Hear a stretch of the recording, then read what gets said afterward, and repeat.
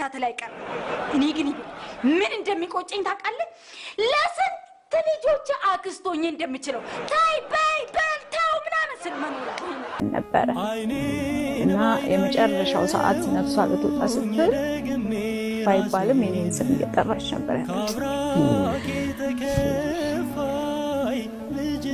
ስሜትሽን ነካዋል ብዬ አልነበረም ጥያቄው ነገር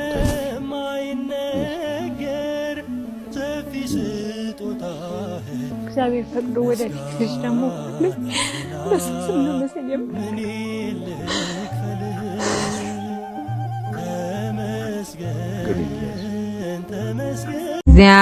እግዚአብሔርን አመስግኑት ስራ ግሩም ድንቅ ነው በሉት እግዚአብሔርን አመስግኑት ስራ ግሩም ድንቅ ነው በሉት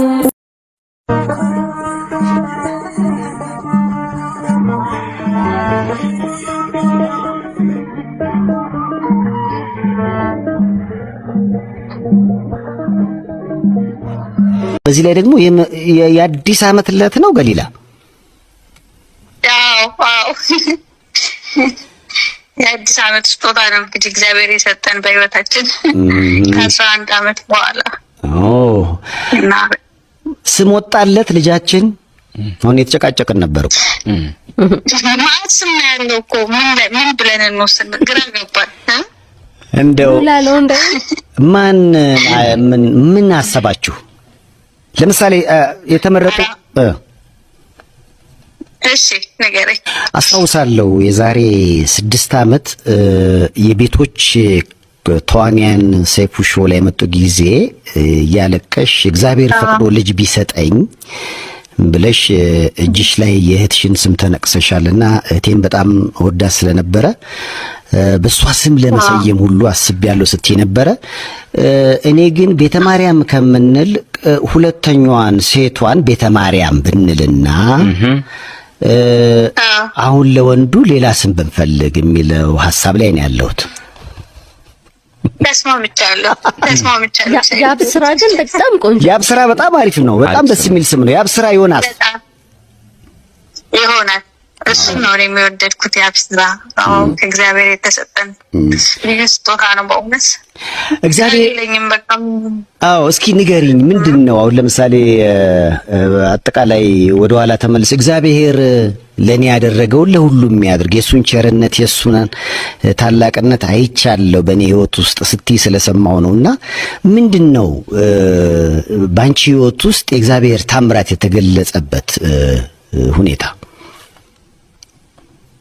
በህይወቴ ውስጥ በየዕለቱ የእግዚአብሔር ታምራት ሁሉ የተገለጸ ነው ይሄኛው ግን የዘመናት ጥያቄ ነው የዘመናት በቃ እንባዬ ነው የዘመናት በቃ ሁሌ አምላኬ ፊት ስቆም ለምን ብዬ የምጠይቀው ጥያቄ ነበረ ግን እሱ ጊዜ ነበረው ሰዓት ነበረው ለኔ ሳይገባኝ እግዚአብሔር በፍሬ ባረከኝና ዛሬ ምን ብዬ እንደማመሰግነው ሁሉ ቃል አጣሁኝ በቃ ለኔ የምህረት ዘመኔ ነው የምህረት ጊዜ ነውና በምህረት ነው እግዚአብሔር የጎበኘኝ የኔን ነገር የሚያቅሰው የኔን ነገር ያየሰው ሁሉ ማለት ነው እግዚአብሔርን ያመስግንልኝ በኔ ህይወት የተደረገው ነገር ሁሉ ክብሩን እግዚአብሔር ይውሰድ ሰይፍዬ ስለ ልጅ መቼም አልነግርህም ታውቀዋለህና ዋው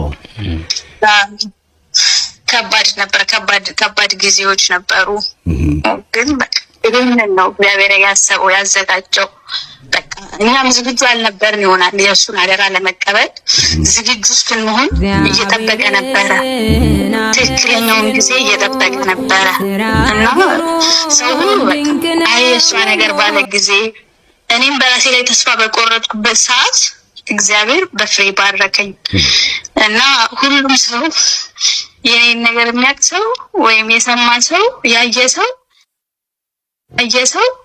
ሁሉ እግዚአብሔርን ያመስግንልኝ ከኛ የተደረገ ነገር ምንም ነገር የለም ልጅ በገንዘብ አይመጣም በዘመድ አይመጣም በስጦታ አይመጣም በሀብት አይመጣም ልጅ ከእግዚአብሔርና ከእግዚአብሔር ብቻ ነው እግዚአብሔር በምህረቱ ጎብኝቶ በልጅ ባርኮናልና ሰይፍዬ በጣም ደስተኛ ነኝ።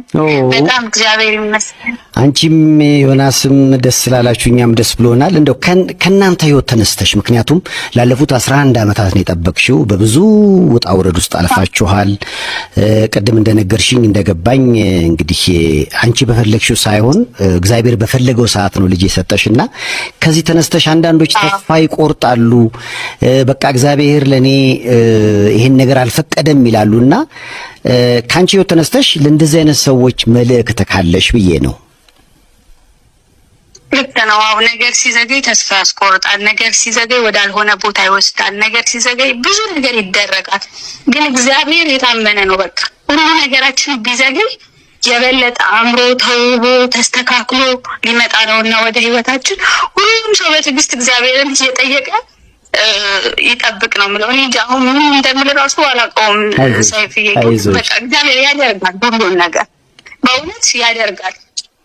እኔ ምስክር ነኝ። ለእንደዚህ አሁን ተስፋ ለቆረጠ ለደከመ ሰው ነገር አልሆን ላለው ብዙ ነገር ላሳለፈ ሰው እኔ ምስክር ነኝ። በቃ የኔን ህይወት እያሰቡ እግዚአብሔር እንደሚያደርግ በእውነት ማየት ይችላሉ። በቃ እኔ ለብዙ ሰው ምስክር ነኝ ምን እንደተደረገ በህይወቴ።